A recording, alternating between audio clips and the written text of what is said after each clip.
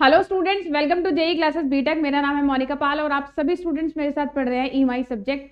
तो जैसे कि आप जानते हैं कि हम ईएमआई की करा रहे हैं आपको वन शॉट, और वन शॉट की सीरीज में हम यूनिट 1 ऑलरेडी फिनिश कर चुके हैं। आज बारी है यूनिट 2 की।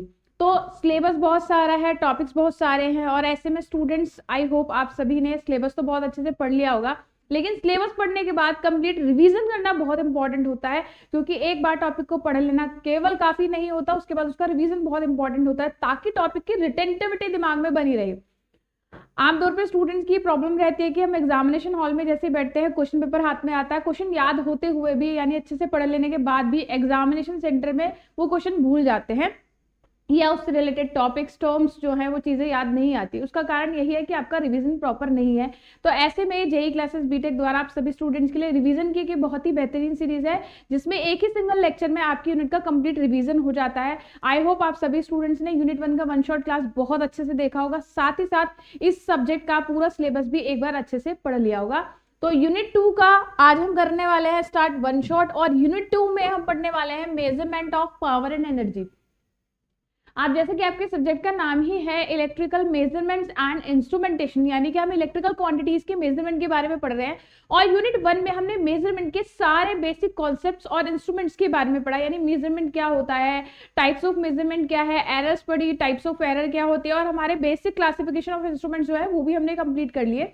अब इस वाली यूनिट में स्पेसिफिकली हम पढ़ने वाले हैं पावर और एनर्जी मेजरमेंट के बारे में।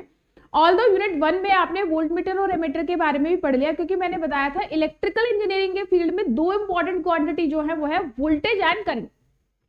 वोल्टेज को मेजर करने के लिए आप वोल्ट मीटर का यूज करते हैं, और करंट को मेजर करने के लिए आप एमीटर का यूज करते हैं। आप दोनों के बेसिक कंस्ट्रक्शनल डिफरेंसेस के बारे में भी हम बात कर चुके हैं कि भाई एमीटर को सीरीज में लगाते हैं, वोल्ट मीटर को पैरेलल में लगाते हैं। एमीटर का रेजिस्टेंस बहुत ही कम होता है, वोल्ट मीटर का रेजिस्टेंस बहुत ही ज्यादा होता है, ब्ला ब्ला ब्ला। और उनके रेंज एक्सटेंशन के बारे में भी हम बात कर चुके हैं कि कैसे हम शंट और मल्टीप्लायर की हेल्प से इसका रेंज एक्सटेंशन भी कर सकते हैं, यानी कम रेंज वाले इंस्ट्रूमेंट की हेल्प से ज्यादा वैल्यू की वोल्टेज और करंट का मेजरमेंट कर सकते हैं। तो यानी कि वहां इलेक्ट्रिकल क्वांटिटी में वोल्टेज और करंट का मेजरमेंट तो हमने पढ़ लिया। अब वोल्टेज और करंट मेजरमेंट के बाद दूसरी जो इंपॉर्टेंट क्वांटिटी है जिनका मेजरमेंट करना बहुत ही जरूरी होता है, वो है पावर एंड एनर्जी।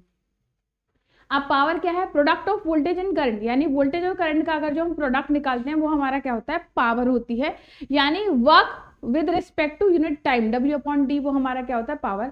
और एनर्जी क्या है? एक पर्टिकुलर ड्यूरेशन ऑफ टाइम में या स्पेसिफिक ड्यूरेशन ऑफ टाइम में जितनी पावर आप कंज्यूम करते हैं वो एनर्जी आपकी कहलाती है। यानी कि हम देखते हैं वॉट मीटर एक कॉमन ऐसा इंस्ट्रूमेंट है जिसकी हेल्प से आप पावर का मेजरमेंट करते हैं। So you can say watt meter is a device by which you can measure the power of any electrical circuit. And on the other hand अगर हम बात करें एनर्जी मीटर की, energy meter is a kind of instrument by which you can measure the energy consumed in a particular are.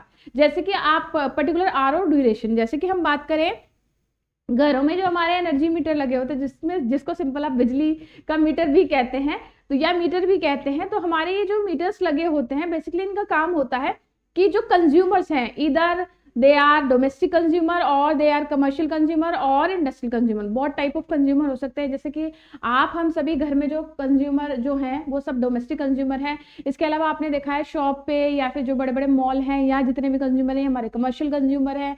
और जो 3 phase power का use करते हैं, बहुत हैवी वोल्टेज का यूज करते हैं, वो हमारे इंडस्ट्रियल कंज्यूमर होते हैं। तो there are variety of consumer, और चाहे कंज्यूमर कैसा भी हो, उस पर्टिकुलर कंज्यूमर ने एक पर्टिकुलर ड्यूरेशन में कितनी एनर्जी का कंजप्शन किया है, इसको मेजर करने के लिए हम एनर्जी मीटर का यूज करते हैं।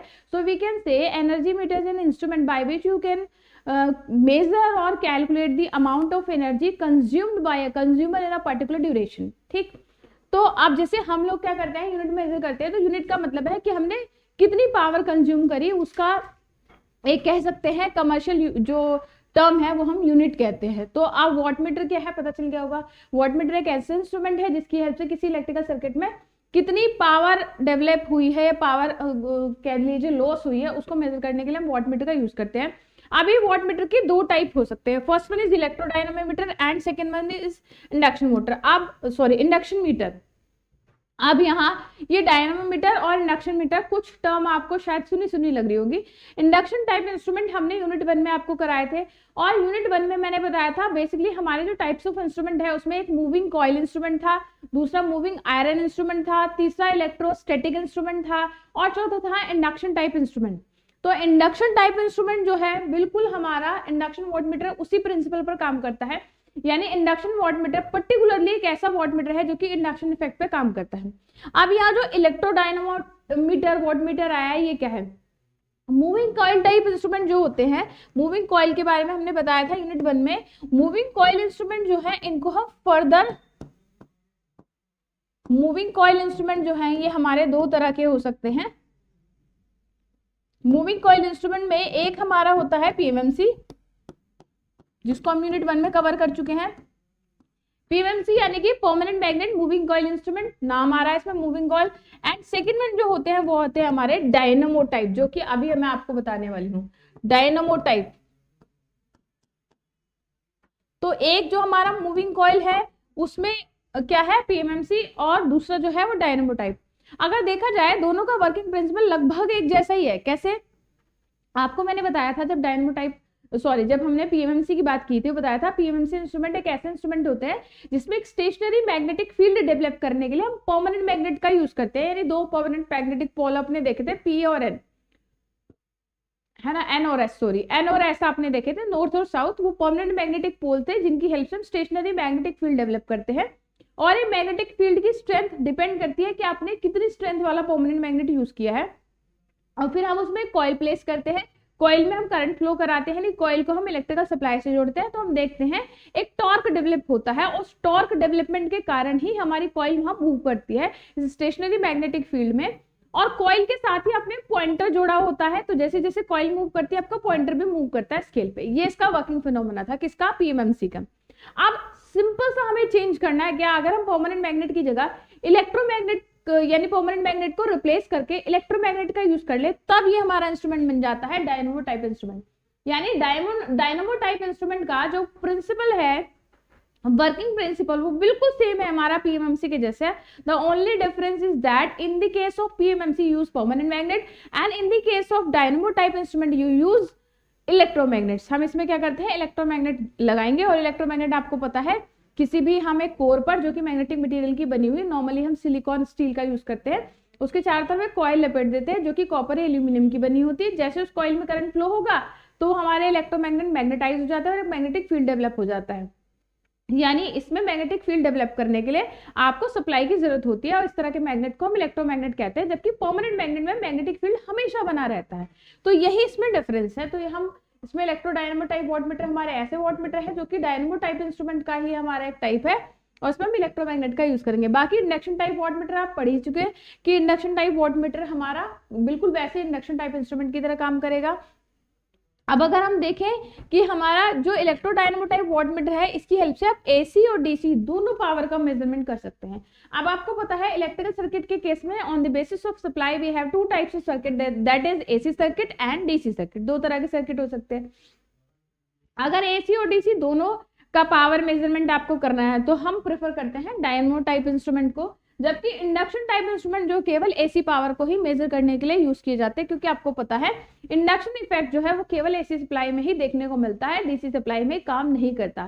फैराडे के आपने रूल्स पढ़े हो, फैराडे लॉ पढ़े हो, तो आपको पता है जब फ्लक्स हमारा अल्टरनेटिंग होगा तभी हमारा ईएमएफ इंड्यूस होता है, अदरवाइज नहीं।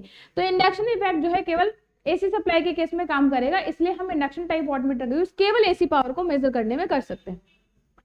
अब इलेक्ट्रोडायनामो टाइप वॉटमीटर का कंस्ट्रक्शन यहाँ पर दिखा रखा है। इलेक्ट्रोडायनामो टाइप वॉटमीटर में हम देखते हैं कि दो हमारी एक आयरन बेसिकली स्टील या आयरन को या किसी भी तरह के मैग्नेटिक मटेरियल पर हमारी कॉइल लिपटी होती है जो कि फिक्स्ड कॉइल होती है। इन फिक्स्ड कॉइल को जैसे ही आप सप्लाई से जोड़ते हैं, आप देख रहे हैं कॉइल का एक एंड यहाँ जुड़ा है, एक यहाँ जुड़ा है, जैसे इस कॉइल को हम सप्लाई से जोड़ेंगे तो ये क्या है, एक इलेक्ट्रोमैग्नेटिक फील्ड डेवलप करेंगे। बेसिकली इन फिक्स्ड कॉइल का काम क्या हुआ बच्चे, इन फिक्स्ड कॉइल का काम हुआ मैग्नेटिक फील्ड को डेवलप करना। यानी जैसे ही हम इंस्ट्रूमेंट को सप्लाई से जोड़ेंगे तो ये जो हमारी फिक्स्ड कॉइल है इनमें एक क्या होगा, मैग्नेटिक, इनकी वजह से एक मैग्नेटिक फील्ड डेवलप हो जाएगा जो कि इलेक्ट्रोमैग्नेटिक फील्ड होगा। इसके बीच में हमारी एक कॉइल रखी हुई है जो कि मूविंग कॉइल है, यानी कि ये क्या है, फ्री टू मूव है, इजीली मूव कर सकती है। इसी कॉइल के साथ आपने किसको जोड़ा है, पॉइंटर को जोड़ा है। अब इस मूविंग कॉइल को भी आपने सप्लाई से जोड़ा हुआ है। अब जैसे ही इंस्ट्रूमेंट को सप्लाई आप देंगे, सप्लाई प्रोवाइड करेंगे, तो क्या होगा, ये जो इलेक्ट्रोमैग्नेट्स हैं ये एक स्टेशनरी मैग्नेटिक फील्ड डेवलप करेंगे। अब इन इलेक्ट्रोमैग्नेट में जो डेवलप्ड मैग्नेटिक फील्ड है उसकी स्ट्रेंथ क्या होगी, ये डिपेंड करता है कि सप्लाई करंट का वैल्यू कितना है। अगर सप्लाई करंट का वैल्यू बहुत ज्यादा होगा तो स्ट्रॉन्ग मैग्नेटिक फील्ड डेवलप होगा, और अगर सप्लाई करंट का वैल्यू कम होगा तो मैग्नेटिक फील्ड भी हमारा वीक होगा। यानी इनमें जो डेवलप्ड मैग्नेटिक फील्ड है वो डायरेक्टली डिपेंड करता है amount of current flow in this coil. तो इन फिक्स्ड कॉइल में जैसे ही करंट फ्लो होगा तो ये क्या होगी, हमारे मैग्नेटाइज हो जाएंगे, मैग्नेटिक फील्ड डेवलप होगा। साथ ही साथ जो हमारी मूविंग कॉइल है उसको भी हमने सप्लाई से जोड़ा है। अब हम सभी ये कॉन्सेप्ट जानते हैं कि अगर किसी मैग्नेटिक फील्ड के अंदर किसी करंट कैरिंग कॉइल को हम रखते हैं तो उस करंट कैरिंग कॉइल में वो एक फोर्स का एक्सपीरियंस करती है और उसकी वजह से एक टॉर्क डेवलप होता है, और टॉर्क की वजह से ये कॉइल जो है हमारी मूव करने लगती है मैग्नेटिक फील्ड के अंदर ही। अब जैसे इसको सप्लाई से जोड़ेंगे तो मूविंग कॉइल मूव करने लगेगी। अब मूविंग कॉइल में प्रोड्यूस टॉर्क कितना होगा, यानी ये कॉइल कितनी तेजी से घूमेगी, धीरे से घूमेगी, ये डिपेंड करता है इसमें फ्लो होने वाली करंट पर। यानी यहाँ डिफ्लेक्टिंग टॉर्क जो है वो हमारा अमाउंट ऑफ करंट पर डिपेंड करेगा। तो जितनी ज्यादा सप्लाई होगी उतनी ही ज्यादा इसमें डिफ्लेक्शन हमें मिलेगा। तो अब जैसे ही मैग्नेटिक फील्ड के अंदर मूविंग कॉइल में करंट फ्लो होगी तो इसमें हमें डिफ्लेक्शन मिलेगा। उस डिफ्लेक्शन की वजह से पॉइंटर भी हमारा स्केल पे मूव करेगा और पॉइंटर की हेल्प से हम क्या करेंगे, उस रीडिंग को नोट कर लेंगे। अब हमने यहाँ पर आप सभी को सिंप्लीफाइड एक डायग्राम दिखाया है। ऑल्दो मैं हमेशा कहती हूँ कि आप डायग्राम कहीं से भी देखें, जो भी आपके पास लोकल ऑथर की बुक है, स्टैंडर्ड ऑथर की बुक है, या आप गूगल कहीं से भी पढ़ रहे हैं, आप जो भी सोर्स ऑफ इंफॉर्मेशन आपका हो, जो भी आपको डायग्राम इजी लग रहा है वो डायग्राम की आप प्रैक्टिस करना शुरू करें। आपको ये इजी लग रहा है ये करें, या कहीं और आपने डायग्राम देखा है तो उसकी प्रैक्टिस भी आप कर सकते हैं। यहाँ आप सभी की ईज के लिए हमने कंट्रोलिंग टॉर्क वाला, डैम्पिंग टॉर्क वाला कोई भी अरेंजमेंट नहीं दिखाया, क्योंकि मैंने आपको बताया था जितने भी इंडिकेटिंग टाइप इंस्ट्रूमेंट होते हैं उन सभी इंस्ट्रूमेंट्स में कंट्रोलिंग टॉर्क और डैम्पिंग टॉर्क प्रोड्यूस करने का भी अरेंजमेंट हम करते हैं।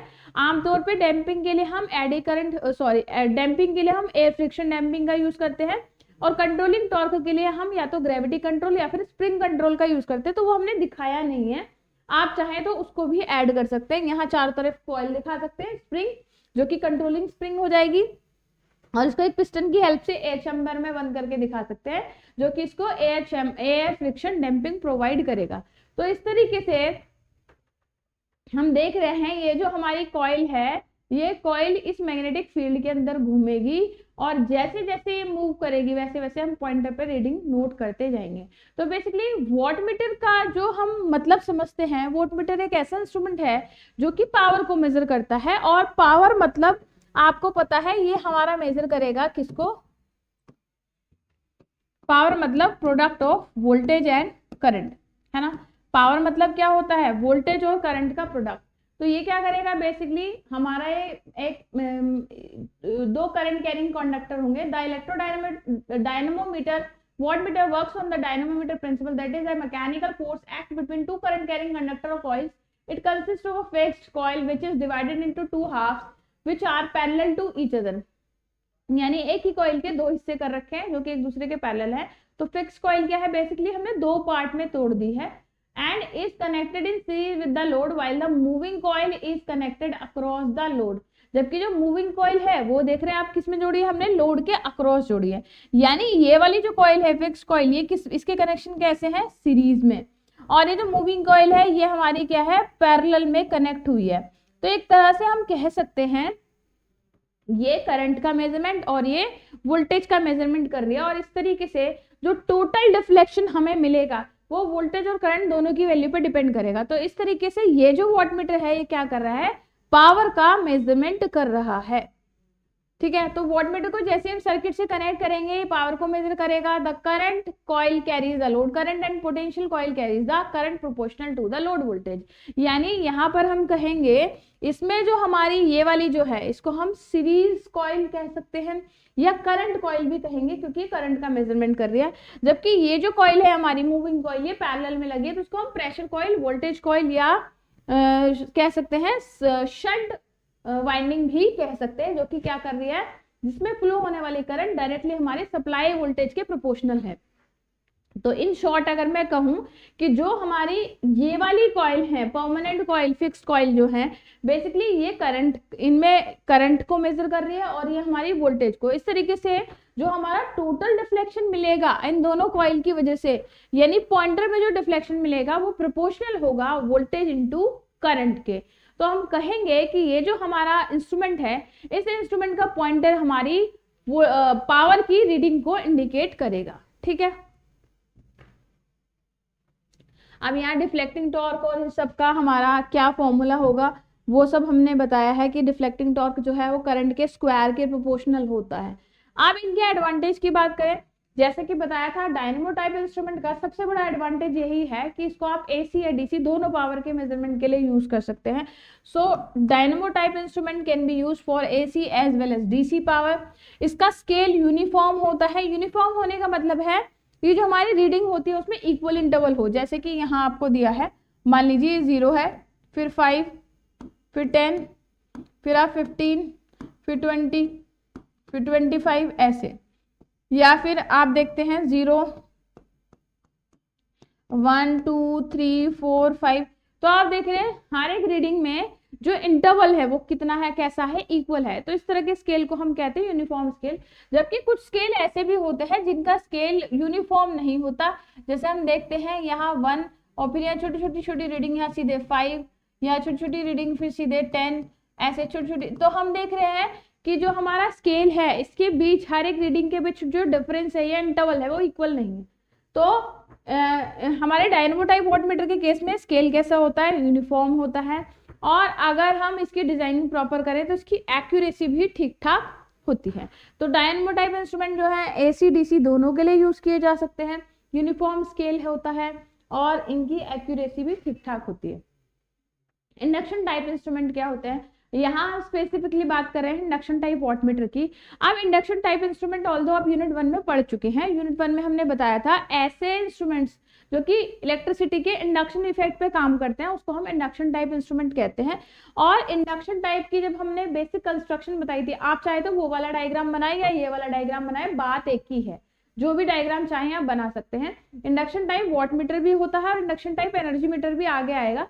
तो ये जो टॉपिक है ये 3 बार आप देख रहे हैं आ चुका। जैसे पहले हमने पढ़ा यूनिट 1 में कि इंडक्शन टाइप इंस्ट्रूमेंट क्या होते हैं, तभी आ गया टॉपिक। दूसरा अब इंडक्शन टाइप वॉटमीटर पढ़ रहे हैं, अभी आ गया। और तीसरा इंडक्शन टाइप एनर्जी मीटर आगे आएगा। तो आप देख रहे हैं इंडक्शन टाइप इंस्ट्रूमेंट 3 बार आ चुका है, यानी ऑब्वियस सी बात है कि इंपॉर्टेंट है। तो इंडक्शन टाइप इंस्ट्रूमेंट को आप अच्छे से पढ़ के जाइएगा। इंडक्शन टाइप इंस्ट्रूमेंट की कंस्ट्रक्शन आप पहले भी देख चुके हैं। इंडक्शन टाइप इंस्ट्रूमेंट जो होता है इनमें अगर हम मेन मैकेनिज्म की इसकी बात करें तो इसके मूविंग मैकेनिज्म में सबसे इंपॉर्टेंट पार्ट है कि इसके अंदर एल्यूमिनियम की एक डिस्क होती है, मैंने बताया था। और ये एल्यूमिनियम की डिस्क को हम शाफ्ट से कनेक्ट कर देते हैं। एल्यूमिनियम की डिस्क बहुत लाइट वेट होती है और इस डिस्क के लिए हम एल्यूमिनियम को इसीलिए प्रेफर करते हैं because aluminium low density material है, इसका डेंसिटी बहुत कम होता है, तो बहुत हल्के से टॉर्क से भी ये डिस्क इजीली मूव कर सकती है। तो ये डिस्क जो है ये इसके मूविंग मैकेनिज्म का पार्ट है कि जैसे ही इस पर एक टॉर्क काम करेगा ये डिस्क बहुत इजीली मूव करने लगेगी। एक्चुअली होता क्या है, इस डिस्क को हम एक मैग्नेटिक फील्ड के अंदर रखते हैं और इस मैग्नेटिक फील्ड में रखने के कारण इसमें 2 टॉर्क डेवलप होंगे जो इस तरीके से डेवलप होंगे कि डिस्क को एक पर्टिकुलर डायरेक्शन में मूव कराने का काम करेंगे। The induction type wattmeter can be use to measure AC power only. ये ऑलरेडी हम बता चुके हैं कि इंडक्शन टाइप इंस्ट्रूमेंट जो है केवल एसी पावर मेजरमेंट के लिए यूज किया जाता है बिकॉज इंडक्शन इफेक्ट जो है केवल हमारी एसी पावर के केस में ही एग्जिस्ट करता है। The working of induction type wattmeter is based on the principle of electromagnetic induction, यानी हमारे इलेक्ट्रोमैग्नेटिक इंडक्शन पर काम करती है। The induction wattmeter consist of 2 laminated electromagnet, shunt magnet and series magnet. अब इसमें आप देखेंगे ये वाली हमारी शंट मैग्नेट है और ये सीरीज मैग्नेट। तो इसके 2 पार्ट होते हैं, शंट और सीरीज। अब शंट और सीरीज से आपको एक बात और समझ में आ रही होगी, शंट मैग्नेट के ऊपर भी हमारी कॉइल लिपटी हुई है, आपको दिखाई दे रही है, और हमारी सीरीज मैग्नेट के ऊपर भी एक कॉइल लिपटी हुई है। इनको हम प्रेशर कॉइल और करंट कॉइल कहते हैं। यानी शंट मैग्नेट के ऊपर जो कॉइल लिपटी हुई है हमारी प्रेशर कॉइल, और सीरीज मैग्नेट के ऊपर जो कॉइल लिपटी हुई है उसको हम करंट कॉइल या सीसी कहते हैं। बेसिकली प्रेशर कॉइल जो है ये हमारा वोल्टेज के को मेजर करती है और करंट कॉइल जो है ये हमारे करंट को मेजर करती है। तो इस तरीके से दोनों मिलाकर हमारा वोल्टेज और करंट का मेजरमेंट कर रही है। इस तरीके से टोटल जो टॉर्क डेवलप होगा वो वोल्टेज और करंट का प्रोडक्ट होगा। यानी कि यहाँ जो वॉटमीटर हमने यूज किया है, ये वॉटमीटर का जो डिफ्लेक्शन है वो किसको मेजर करेगा, अमाउंट ऑफ पावर को मेजर करेगा। The shunt magnet is connected across the supply and carries a current proportional to the supply voltage। यानी जो शंट मैग्नेट है, जो ऊपर वाला हिस्सा है, इसको हमने सप्लाई के अक्रॉस में कनेक्ट किया, यानी सप्लाई के पैरेलल में कनेक्ट है। इसके अलावा अगर हम देखें सीरीज मैग्नेट को, तो सीरीज मैग्नेट सप्लाई के सीरीज में कनेक्ट है, इसलिए हम इसको सीरीज मैग्नेट कहते हैं। जबकि शंट मैग्नेट जो होती है वो हमारे लोड के अक्रॉस ये पैरेलल में या कह लीजिए शंट में कनेक्टेड है, that's why this magnet is known as shunt magnet. On the other hand series magnet is connected in the series of supply, that's why it is known as series magnet. अब shunt magnet जो है इसमें बताया गया कि जो हमारी shunt magnet है इसके अंदर जो करंट फ्लो होगी वो हमारी सप्लाई वोल्टेज के प्रोपोर्शनल होगी, और सीरीज मैग्नेट में जो करंट फ्लो होगी वो हमारी सप्लाई करंट के प्रोपोर्शनल होगी। The coil of shunt magnet is made highly inductive so that the current in it lags the supply voltage by 90 degree, यानी कि जो शंट मैग्नेट के ऊपर कॉइल लिपटी हुई है हाईली इंडक्टिव होती है। The series magnet is connected in series with the supply and carries the load current. तो जो शंट मैग्नेट है वो हमारी क्या करती है, वोल्टेज, एक तरीके से कह लो वोल्टेज का मेजरमेंट कर रही है जो शंट मैग्नेट पे लिपटी हुई कॉइल है, और सीरीज मैग्नेट पे जो कॉइल हमने वाउंड किया है, लपेटी है, वो कॉइल हमारी करंट का मेजरमेंट कर रही है। The coil of series magnet is made highly non inductive and a thin disc mounted on a spindle is placed between the two magnets so that it cuts the flux of the two magnets। इन दोनों magnet के बीच में हमने spindle पर लगी हुई एक aluminium की हल्की सी डिस्क का यूज किया है। ये इस तरीके से डिस्क हमने लगाई है कि दोनों मैग्नेट के ठीक बीच में है। When the wattmeter is connected in an AC circuit, the current flows through the coil of the shunt magnet that is proportional to the supply voltage and the series magnet carries the load current। तो जैसे हम instrument को supply से जोड़ते हैं तो हमारी shunt magnet पर लगी हुई जो कॉइल है वो वोल्टेज को, और सीरीज मैग्नेट पर लगी हुई जो कॉइल है वो हमारी करंट को मेजर करती है। The flux produced by the two magnet is induced eddy current in the aluminium disc by the action of electromagnetic induction. Electromagnetic induction के कारण दोनों जो हमारी मैग्नेट है यानी शंट मैग्नेट, सीरीज मैग्नेट, ये हमारी एल्यूमिनियम डिस्क में एडी करंट्स को इंड्यूस करती है। Due to the interaction between the fluxes and eddy current a deflecting torque is produced in the disc. तो ये जो हमारी एडी करंट प्रोड्यूस हुई है उसकी वजह से हमारा एक डिफ्लेक्टिंग टॉर्क डेवलप हो जाता है डिस्क में, और वो डिस्क हमारी धीरे धीरे इन मैग्नेट्स के बीच में क्या करने लगती है, मूव करने लगती है। अब इसका टॉर्क इक्वेशन जो है, टॉर्क हमारा कैसे डेवलप होता है, रिजल्टेंट टॉर्क का वैल्यू क्या होता है। तो रिजल्टेंट टॉर्क जो होता है हमारा वो एक टॉर्क T1 डेवलप हुआ, T1 इज इक्वल्स टू हमारा KISE into QSH cos phi, और इसी तरीके से दूसरा जो टॉर्क डेवलप हुआ वो हुआ KISH यानी शंट कॉइल में करंट, और ISC हमारी सीरीज में flux due to shunt magnet and flux due to series magnet QSH और QSE से हमने रिप्रेजेंट किया है। तो इस तरीके से दो टॉर्क डेवलप होंगे और कुल मिला के जो टोटल टॉर्क होगा डिफ्लेक्टिंग टॉर्क वो प्रोपोर्शनल होगा VI cos phi के। अब यहाँ VI cos phi से मतलब आपको समझ में आ रहा होगा कि यहाँ VI टर्म आई है, यानी टॉर्क हम कह सकते हैं torque TD is directly proportional to power,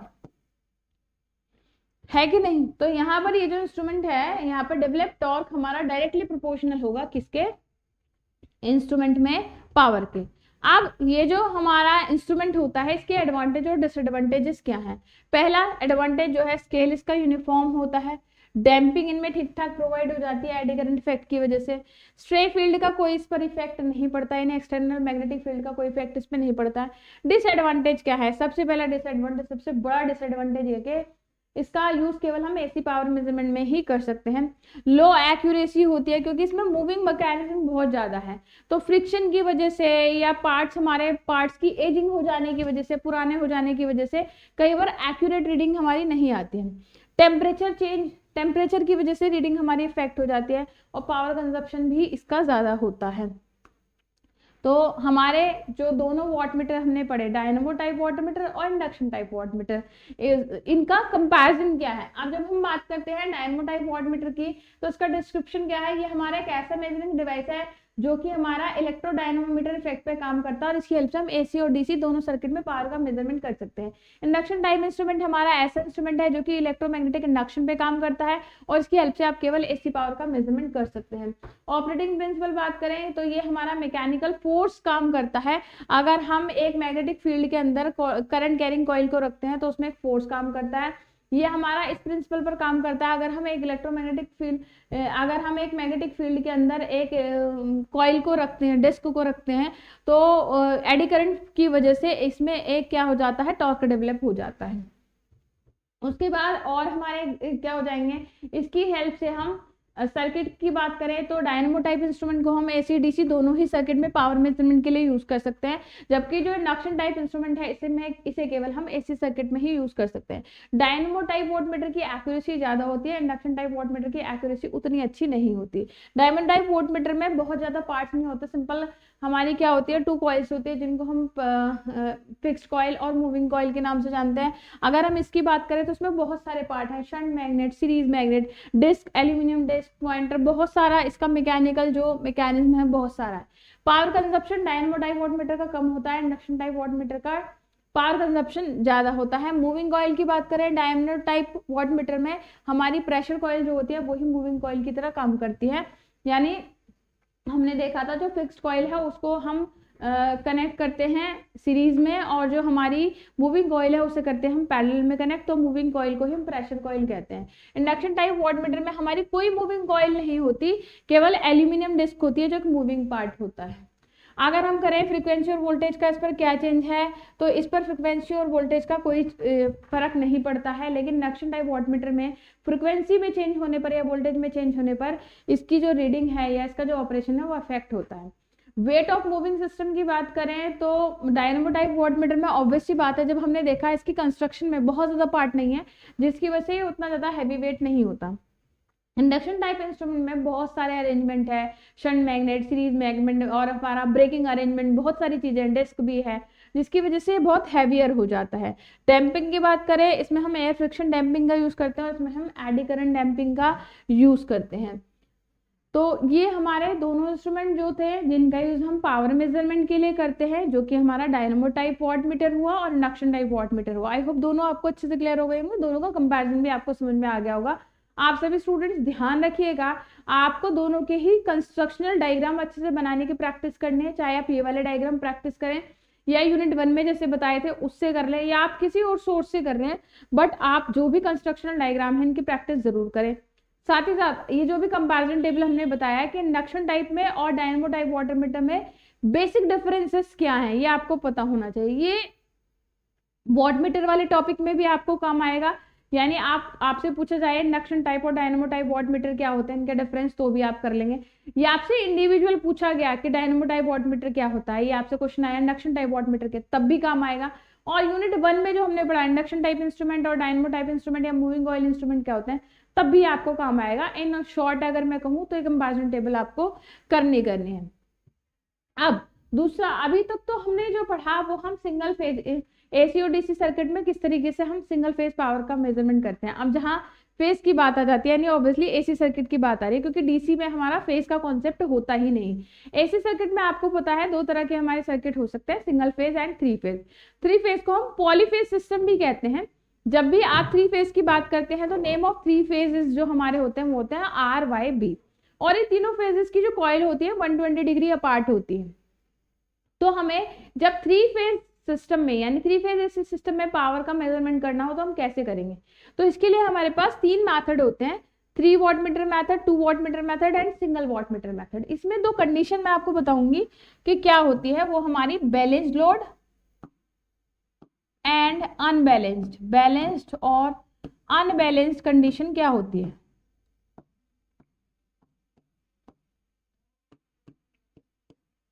जब भी आप 3 फेज की बात करते हैं तो 3 कॉइल होती हैं, नेमली आर, वाई, बी, ये आर, ये वाई और ये बी, जो भी हम इन्हें नाम दे दें, आर, वाई, बी 3 कॉइल हैं जो कि एक दूसरे से 120 डिग्री के फेज डिफरेंस पर हैं। तो बेसिकली हमारी आर फेज की कुछ पावर होगी, वाई फेज की भी कुछ पावर होगी और बी फेज की भी कुछ पावर होगी, और हमें इन तीनों की कलेक्टिव पावर को मेजर करना है। तो इस तरह के सिस्टम को हम कहेंगे 3 फेज पावर मेजरमेंट सिस्टम। आप इसमें 3 मेथड जो हैं वो 3 वॉटमीटर यूज करेंगे, 2 वॉटमीटर यूज करेंगे या 1 वॉटमीटर मेथड का यूज करेंगे। ये डिपेंड करता है कि जो हमारा 3 फेज सिस्टम है वो बैलेंस कंडीशन में है या अनबैलेंस कंडीशन में।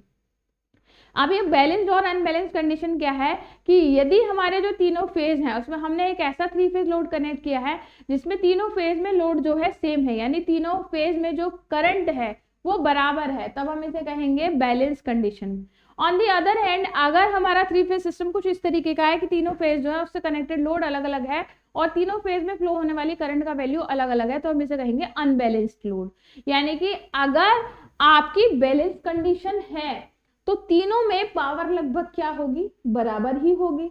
भाई जो पावर इसमें होगी वही पावर ये कंज्यूम करेगा, वही, क्योंकि तीनों में लोड करंट का वैल्यू सेम है।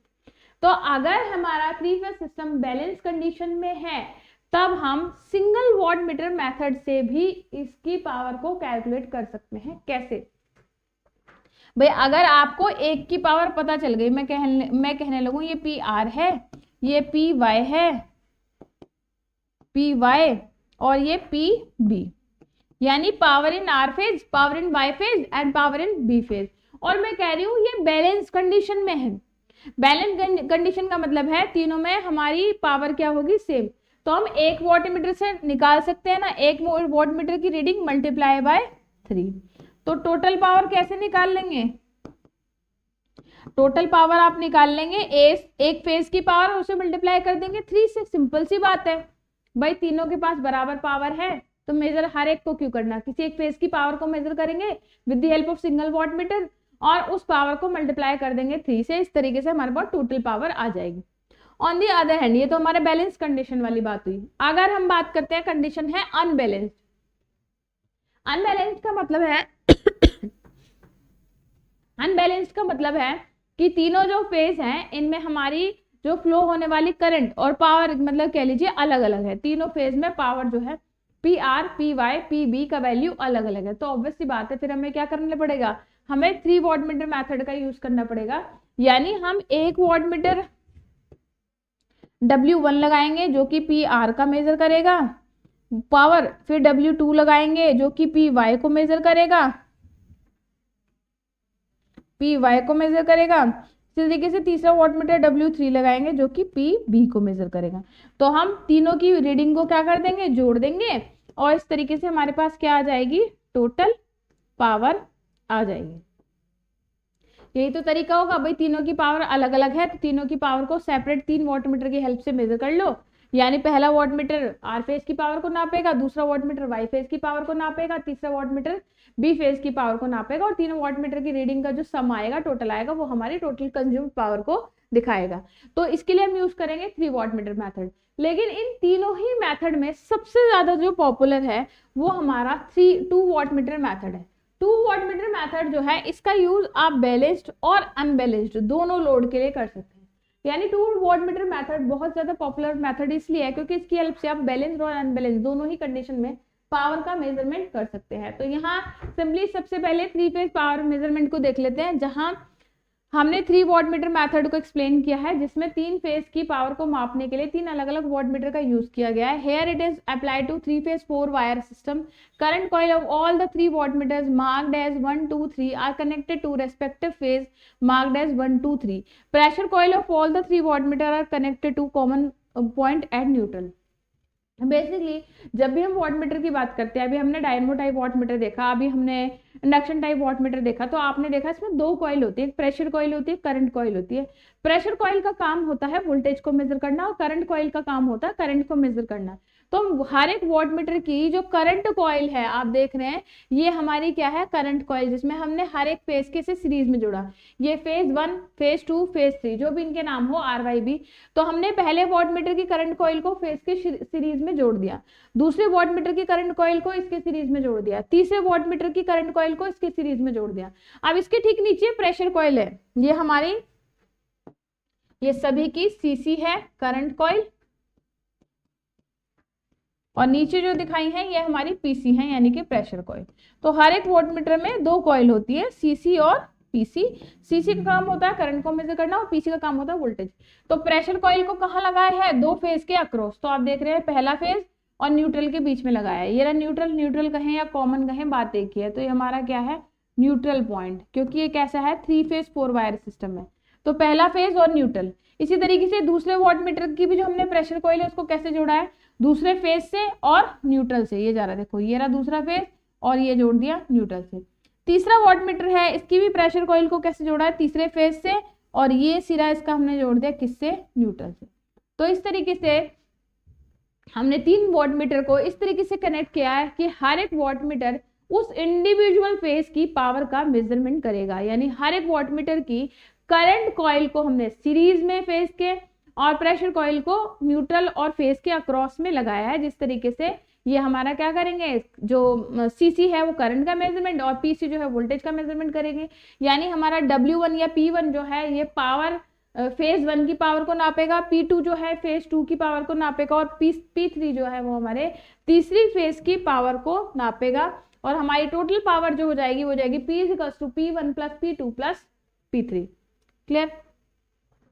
अब जो हमारा मोस्ट पॉपुलर मेथड है 2 वॉट मीटर मेथड, जिसमें हम 2 ही वॉट मीटर को एम्प्लॉय करते हैं, 2 ही वॉट मीटर का यूज करते हैं, उसे बाद में देखेंगे। हम सीधे आ रहे हैं अभी 1 वॉट मीटर मेथड पे। तो 1 वॉट मीटर मेथड मैंने बताया था हम जब यूज करते हैं जब हमारी लोड की बैलेंस कंडीशन हो।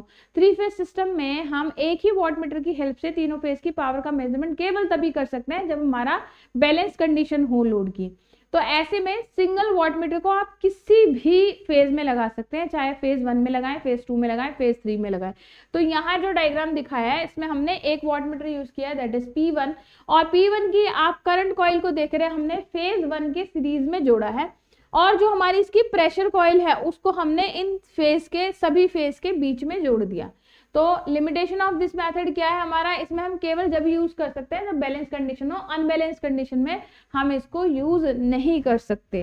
तो यहाँ जो टोटल पावर है वो हमारी क्या हो जाएगी, टोटल पावर हम जोड़ देंगे और इस तरीके से हमारी टोटल पावर इसमें निकल के आ जाएगी। अब जो मैं आपको बता रही हूँ कि मोस्ट पॉपुलर मेथड है वो है हमारा 2 वॉट मीटर मेथड। सीधे उसी पे आते हैं, Hera 2 watt meter method. 2 watt meter method हमारा मोस्ट पॉपुलर मेथड इसलिए है क्योंकि इस वॉट मीटर मेथड की हेल्प से चाहे बैलेंस कंडीशन हो चाहे अनबैलेंस कंडीशन हो, दोनों ही सिचुएशन में आप क्या कर सकते हैं, पावर का मेजरमेंट कर सकते हैं। There are 2 types of connection, star connection and delta connection. जब भी हमारी 3 फेज सिस्टम की बात आती है तो ये हमारे इसके 2 कनेक्शन हो सकते हैं, स्टार कनेक्शन और delta connection. Star connection 3 phase 4 wire होता है जिसमें एक कॉमन पॉइंट या कॉमन वायर निकला होता है जिसे न्यूट्रल कहते हैं।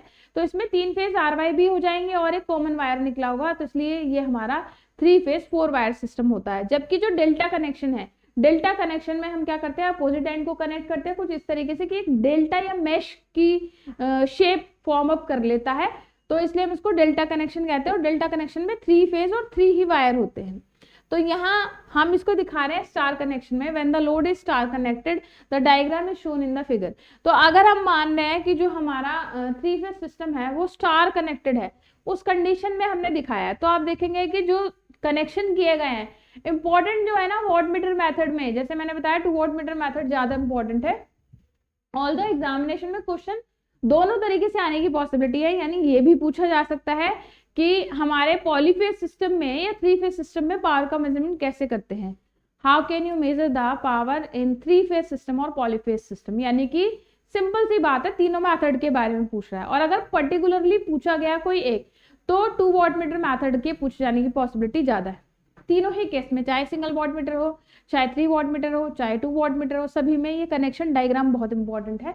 तो यहाँ हमने स्टार कनेक्शन दिखाया है कि अगर हमारा लोड स्टार कनेक्टेड है उस केस में हम 2 वॉट मीटर की हेल्प से कैसे पावर का मेजरमेंट करेंगे। तो आप देख रहे हैं 2 वॉट मीटर हमने यूज किए हैं जो कि P1 और P2 है। फेज 1, फेज 2, फेज 3, 3 फेज हमने ले लिए। पहला जो वॉट मीटर है यानी P1, उसकी करंट कॉइल को हमने फेज 1 के सीरीज में जोड़ा है। सिमिलरली जो दूसरा वॉट मीटर है P2, ये हमारे इसकी करंट कॉइल को हमने फेज 2 के सीरीज में जोड़ा है। अब बात करते हैं इनकी प्रेशर कॉइल की। तो हमने क्या करा है, इनकी जो प्रेशर कॉइल है इनको आपस में कनेक्ट किया है बाय कनेक्टिंग दी थर्ड फेज। जो तीसरा फेज है वो भी जुड़ा है और इनको आपस में हमने जोड़ दिया। इस तरीके से हमने इसके कनेक्शन किए हैं। For star connected load, clearly the reading of wattmeter 1 is product of phase current and voltage difference. Similarly, the reading of wattmeter 2 is the product of phase current and voltage difference. यानी जो reading आएगी वो क्या करेगी, यहाँ जो voltage है वो किन दोनों का मेजर करेगी, इसका और इसके डिफरेंस वोल्टेज। यानी ये करंट का मेजरमेंट किसकी करेगी, फेज 1 की करंट, लेकिन वोल्टेज क्या होगी, इसके और इसके वोल्टेज का डिफरेंस। इस वाले जब हम वॉटमीटर की बात करेंगे तो ये करंट किसका मेजर करेगी, फेज 2 का, बट वोल्टेज किसका मेजर करेगी, 2 और 3 के डिफरेंस का। तो इस तरीके से जो पहला वॉटमीटर है V2 V3 का डिफरेंस मेजर कर रहा है और जो हमारा दूसरा वॉट मीटर है वो V3 और V1 के डिफरेंस को मेजर कर रहा है। तो यहाँ टोटल पावर जो हमारी हो जाएगी वो टोटल पावर हमारी प्रोपोर्शनल हो जाएगी P1 plus P2 plus P3 के। तो ये डेरिवेशन यही बता रहा है कि टोटल पावर जो होगी वो हमारी इस मीटर से जो हम कैलकुलेट करेंगे, डेरिवेशन के थ्रू हम ये प्रूव करेंगे कि जो टोटल पावर हो जाएगी वो P1 plus P2 plus P3, यानी ये जो अरेंजमेंट है 2 वॉट मीटर का ये टोटल पावर को ही इंडिकेट करेगा, क्योंकि हमने इसके कनेक्शन इस तरीके से करे हैं कि हमारी जो वोल्टेज है वो फेज 1, फेज 2, फेज 3 तीनों के डिफरेंस को नाप रही है, जिसकी वजह से टोटल पावर को ये इंडिकेट करेगा। अब वॉट मीटर के बाद नेक्स्ट जो हमारा इंस्ट्रूमेंट है, जो कि यूनिट का नाम भी है watt meter and energy meter. Energy meter क्या होता है, मैंने बताया एनर्जी मीटर एक ऐसा इंस्ट्रूमेंट होता है जो दिए गए टाइम पीरियड में या स्पेसिफिक टाइम इंटरवल में कंज्यूम्ड एनर्जी को मेजर कर सकता है। तो energy meter are used for the measurement of energy and the energy is measured by measuring the power over a period of time. यानी energy क्या है, पर्टिकुलर टाइम पीरियड में जो कंज्यूम्ड पावर है वही हमारी एनर्जी कहलाती है। Energy meters are also known as watt hour meter. Watt hour meter क्यों उनको कहा जाता है, क्योंकि आपको पता है कि पावर की जो यूनिट है वो वाट होती है और जो हमारा टाइम है उसकी यूनिट हमने आर लिया, तो उसको वॉट आर मीटर या किलोवाट आर मीटर भी कहते हैं। यानी एक पर्टिकुलर आर में, एक घंटे में आपने कितनी पावर को कंज्यूम किया उसको ये मेजर कर रहा है। तो टाइप्स ऑफ एनर्जी मीटर में अगर हम बात करें पावर की कि हमारी जो सर्किट है वो सिंगल फेज है, 3 फेज है, इस बेसिस पे हमारे एनर्जी मीटर 2 तरह के हो सकते हैं, सिंगल फेज और 3 फेज। अब जब सिंगल फेज 3 फेज की बात आ रही है तो जैसे कि हमने बताया था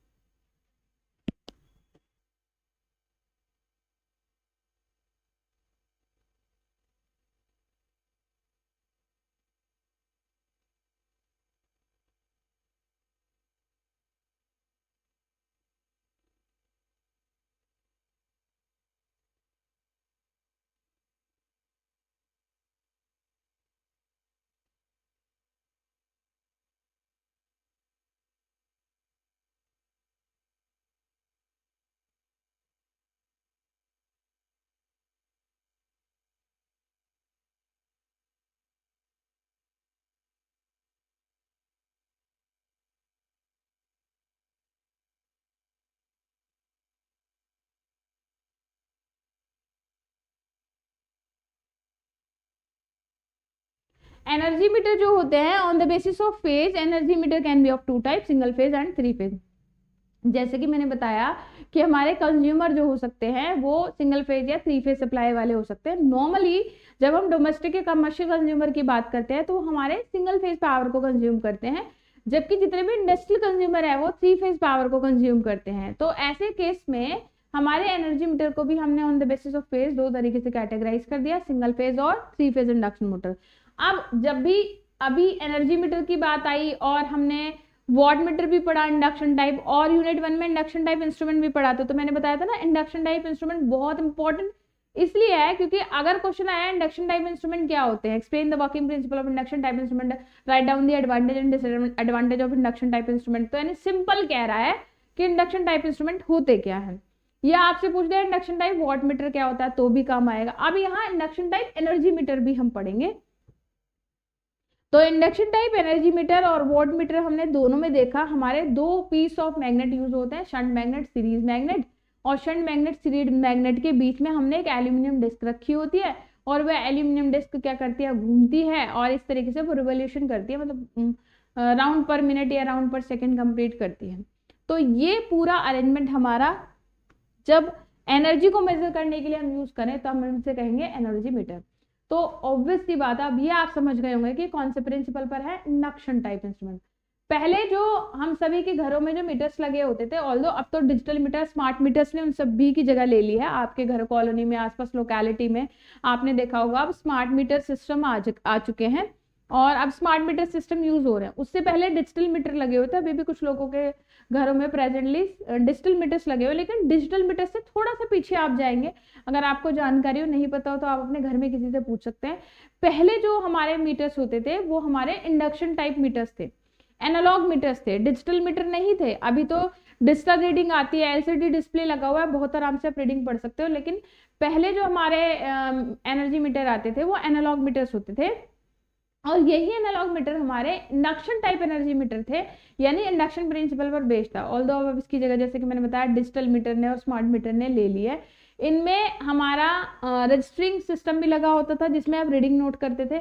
रीडिंग लेना भी उतना आसान नहीं होता था, और ये मीटर बहुत ज़्यादा एक्यूरेट भी नहीं थे, इनमें एक्यूरेसी का भी इशू था।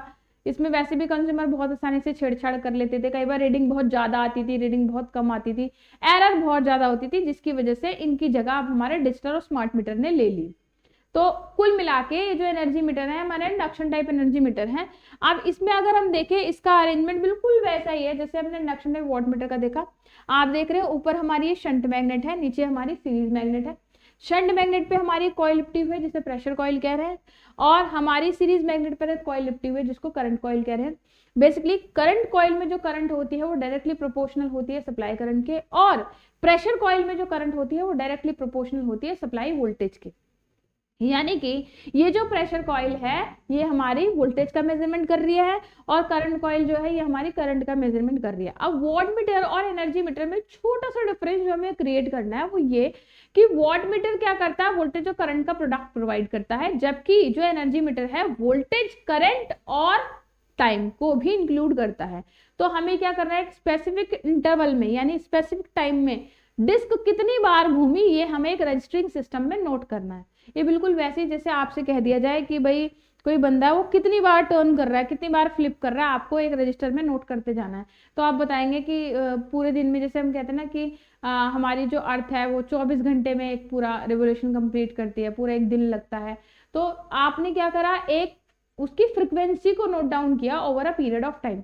ठीक वैसे ही यहाँ पर भी हम यही करेंगे, एक पर्टिकुलर टाइम पीरियड में, एक पर्टिकुलर टाइम स्पान में आपकी जो डिस्क है वो कितनी बार रिवोल्यूशन कंप्लीट करे, कितने बार रिवॉल्व कर रही है, ये आप रजिस्टरिंग सिस्टम में नोट डाउन करते रहते हैं।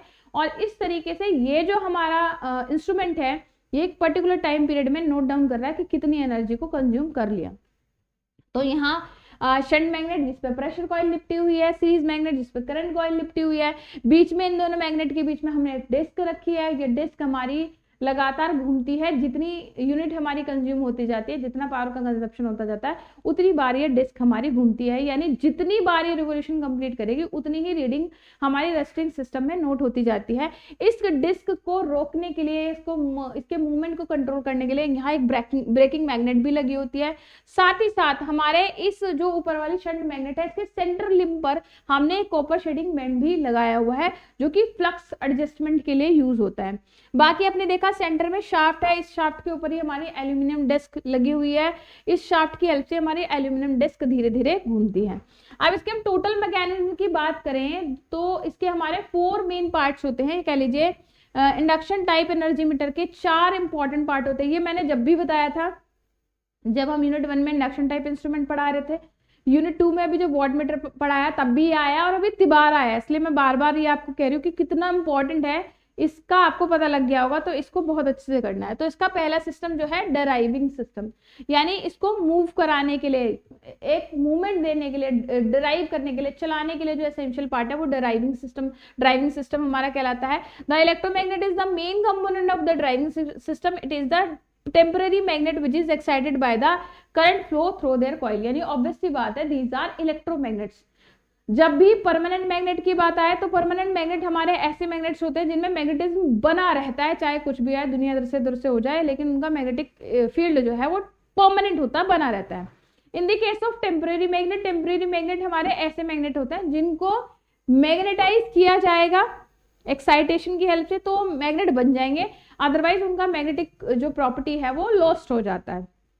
तो यहाँ हम टेम्परेरी मैग्नेट का यूज कर रहे हैं और ऐसे मैग्नेट्स को हम इलेक्ट्रोमैग्नेट भी कहते हैं, क्योंकि जब तक इलेक्ट्रिक फील्ड इन पर आप बनाए रखेंगे इनमें मैग्नेटिज्म की प्रॉपर्टी रहती है, जैसे आप इलेक्ट्रिक फील्ड हटा लेते हैं इनमें मैग्नेटिक प्रॉपर्टी खत्म हो जाती है। तो हमने टेम्परेरी मैग्नेट कह लीजिए इलेक्ट्रोमैग्नेट का यूज करा है। और इलेक्ट्रोमैग्नेट बनाने के लिए हम क्या करते हैं, सिलिकॉन स्टील की पतली पतली लेमिनेटेड शीट्स लेते हैं, उन लेमिनेटेड शीट्स को ज्वाइन करके बना के हम एक सॉलिड स्ट्रक्चर बनाते हैं जो कि हमारी शंट मैग्नेट और सीरीज मैग्नेट को फॉर्म अप करती है। और इस शंट मैग्नेट सीरीज मैग्नेट पर ही हम कॉपर या एल्यूमिनियम की कॉइल को लपेटते हैं, जिनको हम रेस्पेक्टिवली प्रेशर कॉइल और करंट कॉइल के नाम से जानते हैं। तो it is the temporary magnet which is excited by the current flow through their coil. ये हमारे दोनों ही जो इलेक्ट्रोमैग्नेट है टेम्परेरी मैग्नेट होते हैं, इन पर कॉइल लिपटी होती है। कॉइल में जैसे ही करंट फ्लो होता है ये मैग्नेट हमारी एक्साइटेड हो जाती है और मैग्नेटिक फील्ड को डेवलप करती है। The driving system has two electromagnet, the upper one is shunt electromagnet and the lower one is series electromagnet. ये ऑलरेडी मैं आपको बता चुकी, ये हमारा जो ऊपर वाला पार्ट है शंट मैग्नेट, नीचे वाला जो है हमारा सीरीज मैग्नेट। और शंट मैग्नेट पे जो कॉइल लिपटी हुई है उसको हम प्रेशर कॉइल, और सीरीज मैग्नेट पर जो कॉइल लिपटी हुई है उसे हम करंट कॉइल कहते हैं। ठीक है, दूसरा जो पार्ट है वो है हमारा मूविंग सिस्टम। मूविंग सिस्टम में इंपॉर्टेंट पार्ट, बेसिकली जब भी हम डायनामो टाइप मीटर या मूविंग कॉइल इंस्ट्रूमेंट की बात करते थे तो उसमें हमने देखा था कॉइल मूव करती है। यहाँ पर कॉइल मूव नहीं करती, चाहे प्रेशर कॉइल हो करंट कॉइल हो, दोनों अपनी जगह बनी हुई। मूव क्या करता है, तो मूविंग पार्ट में क्या है, मूव क्या कर रही है, आपकी एल्यूमिनियम डिस्क मूव कर रही है। तो मूविंग पार्ट में जो हमारा मेन पार्ट है वो है एल्यूमिनियम डिस्क, जो कि एक शाफ्ट पर माउंटेड होती है। ये शाफ्ट हमारी किसी एलॉय मटेरियल की बनी होती है। इस डिस्क को हम दोनों इलेक्ट्रोमैग्नेट के बीच में जो एयर गैप है वहां पर प्लेस करते हैं, और इस डिस्क के अंदर ही हमारी एडी करंट इंड्यूस होती है ड्यू टू इलेक्ट्रोमैग्नेटिक इफेक्ट, और इस तरीके से हमारा एक डिफ्लेक्टिंग टॉर्क डेवलप होता है।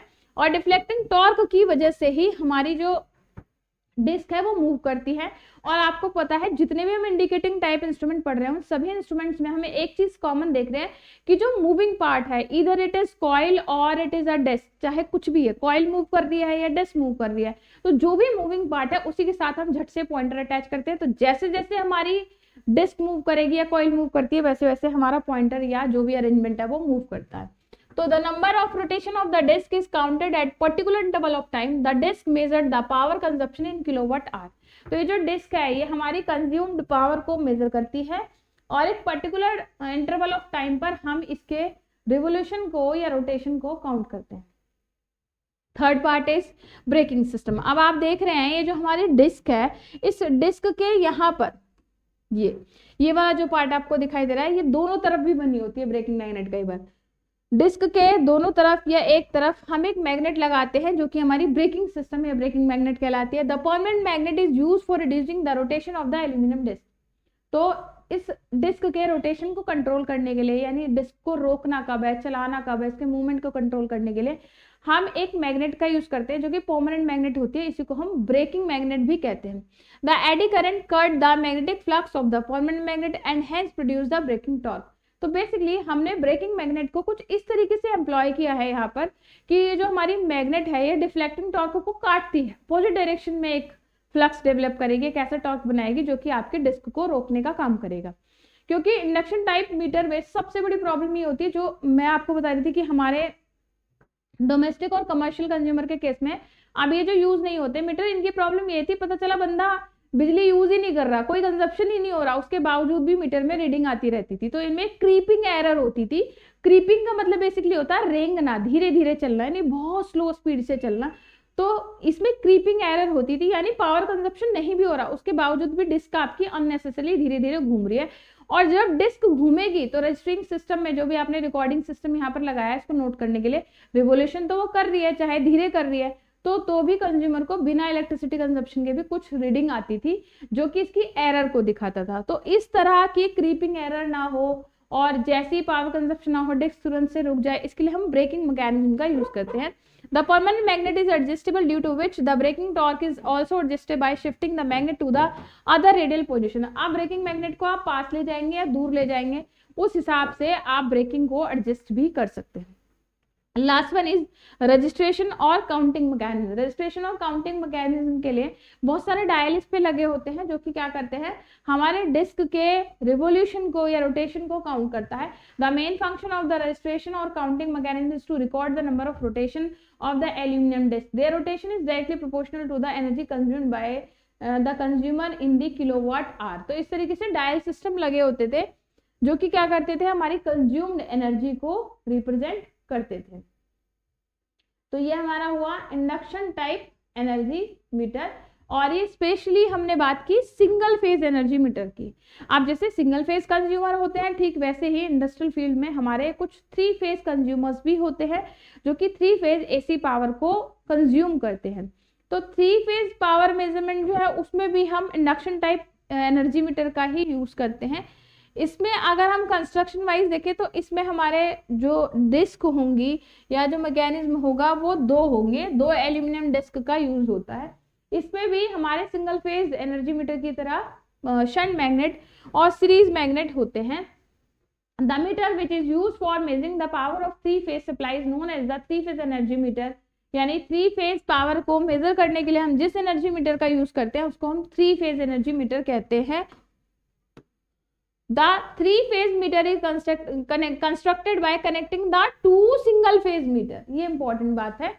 जैसे कि हमने देखा एक सिंगल, जैसे 2 वॉट मीटर मेथड आपने देखा था ना, 2 वॉट मीटर मेथड में हमने क्या किया, 2 वॉट मीटर की मदद से हमने 3 फेज की पावर का मेजर किया, पावर का मेजरमेंट किया। सिमिलरली 3 फेज में एनर्जी मेजरमेंट के लिए हम क्या करें, अगर 2 सिंगल फेज एनर्जी मीटर को कंबाइंड कर दे कुछ इस तरीके से कि 3 फेज की वो हमारी पावर को मेजर करे और मल्टीप्लाई बाय टाइम, तो इस तरीके से वो एनर्जी को, हमारी टोटल एनर्जी को मेजर करेगा भाई। जैसे हमने 2 वॉट मीटर लगाया, वॉट मीटर तो 2 ही थे लेकिन 2 वॉट मीटर हमने कुछ इस तरीके से कनेक्ट किए हैं कि जो फेज 1 और फेज 2 में वॉट मीटर लगाया था उसे फेज 3 के साथ हमने कॉमन करा था।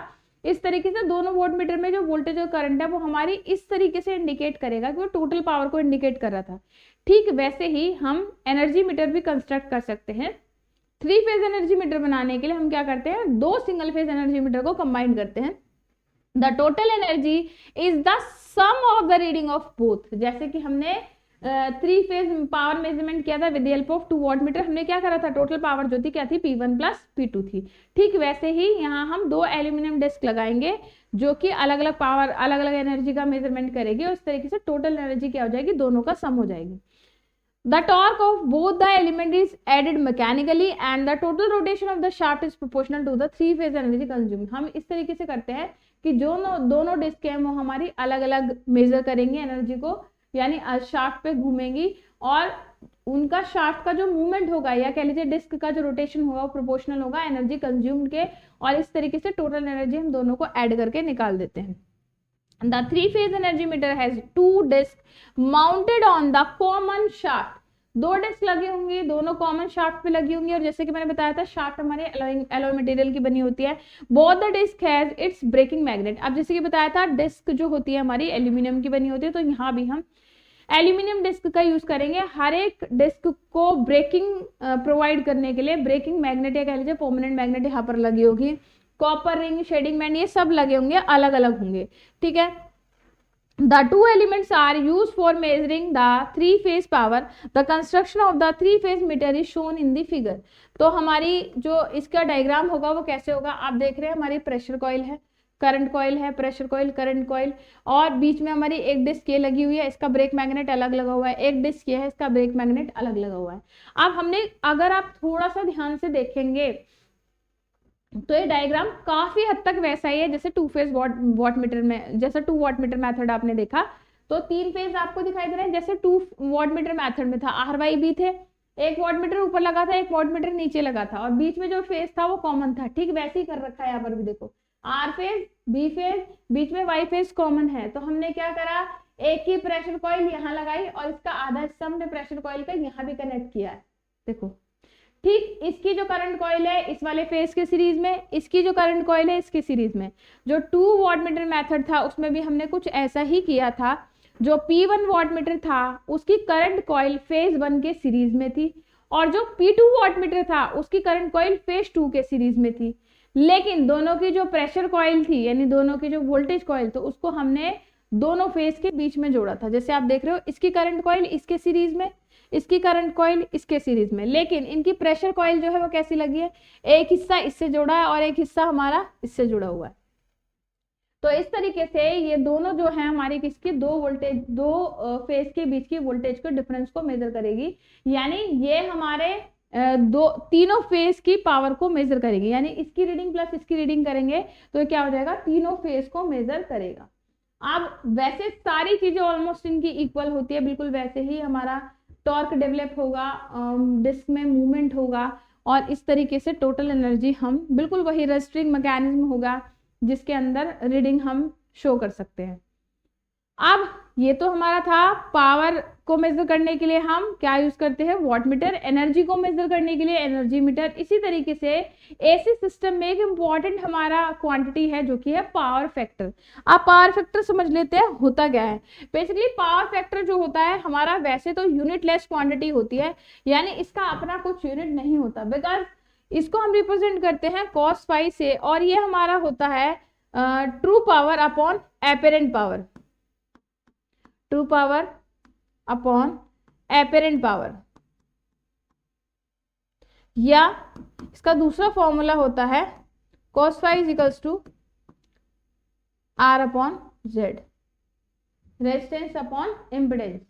अब ये होता क्या है, जब भी हम एसी सिस्टम की बात करते हैं, डीसी सिस्टम में वोल्टेज और करंट सेम फेज में होता है, लेकिन एसी में ऐसा नहीं होता, क्योंकि एसी में इंडक्टिव और कैपेसिटिव इफेक्ट भी होते हैं। आपने pure resistive pure capacitive circuit की स्टडी आई होप कर रखी होगी। प्योर रेजिस्टिव सर्किट में वोल्टेज और करंट सेम फेज में होते हैं, that means there is no phase difference between voltage and current in the pure resistive circuit, but in the case of pure inductive और pure capacitive circuit there is a phase difference between voltage and current. चाहे pure resistive की बात कर लें, pure capacitive की बात कर लें, तो उनमें फेज डिफरेंस होता है। प्योर कैपेसिटिव के केस में करंट जो होती है वोल्टेज से लीड करती है, और प्योर इंडक्टिव के केस में करंट वोल्टेज से लैग करते हैं, उल्टा होता है। बट जब हम प्रैक्टिकल लोड की बात करते हैं, ये तो हमने बात की एक ideal condition, pure resistive pure inductive pure capacitive, लेकिन जब हम प्रैक्टिकल लोड की बात करते हैं तो there is a combination of all these three elements, यानी कि हो सकता है लोड आपका आरएल लोड हो सकता है लोड आपका आरएलसी लोड हो, जिसके कारण से यानी अगर इंडक्टिव इफेक्ट ज्यादा होगा तो हमारा फैक्टर कैसा होगा, लैगिंग होगा। कैपेसिटिव इफेक्ट ज्यादा होगा तो लीडिंग होगा। रेजिस्टिव इफेक्ट होगा तो नो फेज डिफरेंस होगा। बट एक्चुअल में जो लोड होता है वो इन तीनों का कॉम्बिनेशन होता है, जिसकी वजह से कभी भी वोल्टेज और करंट ना तो प्रॉपरली सेम फेज में होती, ना ही 90 डिग्री लैगिंग होती, ना ही 90 डिग्री लीडिंग होती, यानी कुछ ना कुछ फेज डिफरेंस जरूर होता है। अब ये फेज कितना होगा, फेज एंगल कितना होगा, ये डिपेंड करता है कि इसमें रेजिस्टिव इफेक्ट ज्यादा है, इंडक्टिव ज्यादा है या कैपेसिटिव ज्यादा है। तो कुल मिला के जब हम प्रैक्टिकल एसी सर्किट्स की बात करते हैं, there is a phase difference between voltage and current, यानी वोल्टेज और करंट में कुछ ना कुछ फेज डिफरेंस जरूर होता है। और इसी फेज डिफरेंस का यानी एंगल फाई का जो कोसाइन होता है वो हमारा क्या कहलाता है, पावर फैक्टर। यानी फाई क्या है, वो एंगल है जिस एंगल से वोल्टेज और करंट एक दूसरे से क्या है, डिफरेंस पर है, और इसी का कोसाइन कहलाएगा कॉस फाई। कॉस फाई हो जाएगा true power upon apparent power, यानी V I cos phi upon V I, तो वी आई से वी आई कैंसिल हो जाएगा तो कॉस फाई आएगा, या आर अपॉन जेड। इस पावर फैक्टर को मेजर करना बहुत इंपॉर्टेंट होता है। The power factor metre measures the power factor of transmission system. किसी भी ट्रांसमिशन सिस्टम में पावर फैक्टर को मेजर करने के लिए जब जिस इंस्ट्रूमेंट का हम यूज करते हैं वो पावर फैक्टर मीटर कहलाता है। The power factor is the cosine of the angle between the voltage and current. Voltage और करंट एक दूसरे के बीच में कितने एंगल पर है या फेज पर है, उसका कोसाइन हमारा पावर फैक्टर कहलाता है। और power factor meter determines the types of load using on the line and it also calculates the losses occur on it। यानी पावर फैक्टर की वैल्यू कैलकुलेट करके आपको एक तो ये पता चल जाता है कि आपका लोड किस टाइप का है, इंडक्टिव है, कैपेसिटिव है, रेजिस्टिव है, साथ साथ कितने लॉसेस हमारे ट्रांसमिशन लाइन में होंगे ये भी पता लग जाता है। तो बेसिकली पावर फैक्टर मीटर जो होता है एक ऐसा इंस्ट्रूमेंट है जिसकी हेल्प से आप किसी ट्रांसमिशन लाइन का पावर फैक्टर कैलकुलेट कर सकते हैं कि पावर फैक्टर यूनिटी है, 0.5 है, 0.2 क्या वैल्यू है, जिससे आप एंगल निकाल सकते हैं कि फाई जो हमारा वैल्यू ऑफ एंगल है वो कितनी है। अब ये जो हमारे पावर फैक्टर मीटर हैं दो तरह के हो सकते हैं। पहला इलेक्ट्रोडायनामोमीटर। अब इलेक्ट्रोडायनामोमीटर आप समझ गए होंगे।